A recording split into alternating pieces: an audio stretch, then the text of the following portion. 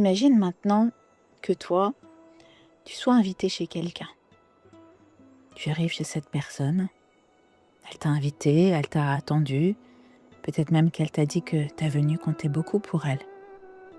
Mais une fois que tu rentres, une fois que tu t'installes, tu remarques que, bien, il y a une différence entre ce qui a été annoncé et la façon dont elle t'accueille. Elle va passer sa journée et ses soirées sur son téléphone. Elle va répondre à des messages en permanence, faire défiler des vidéos, et son attention est constamment ailleurs. Elle t'écoute à moitié, elle est là physiquement, mais pas réellement présente avec toi. Comment vas-tu te sentir?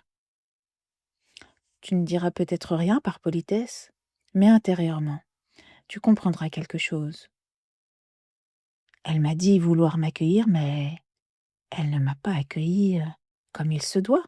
Je n'ai pas été accueillie à ma juste valeur. Ma qadratnish.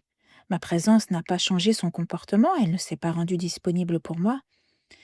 Et cela nous renvoie à une parole très forte du Coran, où Allah subhanahu wa ta'ala dit وَمَا قَدَرُ اللَّهِ حَقَّ قَدْرِهِ dans Surat Az-Zumar au verset 67. Ils n'ont pas accordé à Allah sa juste valeur.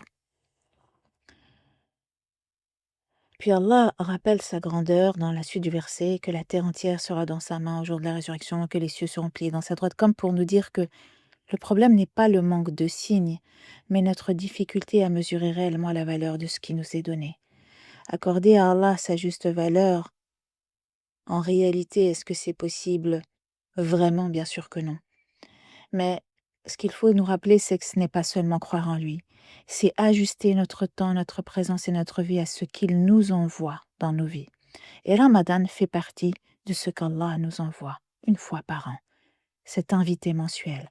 Alors, si l'invité d'Allah entre dans nos vies, mais que notre attention reste dispersée, que nos journées restent les mêmes, absorbées par ce qui nous éloigne, que notre cœur demeure ailleurs, c'est comme si nous avions laissé notre invité assis dans la pièce pendant que nous sommes affairés et que nous regardons un écran. Ramadan ne vient pas seulement nous apprendre à jeûner de nourriture, il vient nous apprendre à jeûner de la distraction et à redevenir présent. Présent à Allah, présent aux autres, présent à nous-mêmes. Et c'est là que l'on peut entendre encore cet écho de la parole prononcée dans la grotte, La tahzan, inna Allah ma'ana, et ne te laisse ni attrister parce qu'Allah est avec nous. Et là, j'ajouterai dans ce petit rappel, ne te laisse pas distraire, ne te laisse pas perdre, ne laisse pas perdre ce moment. Inna Allah ma'ana. Parce que pendant ce mois, la maison est visitée par cet invité qu'Allah a envoyé Ramadan. Alors, parfois honorer Ramadan commence par un geste très simple. Pose ton téléphone, éteins ta télé et redeviens présent à celui qui nous a honorés par cette visite. Wa fi amanillah.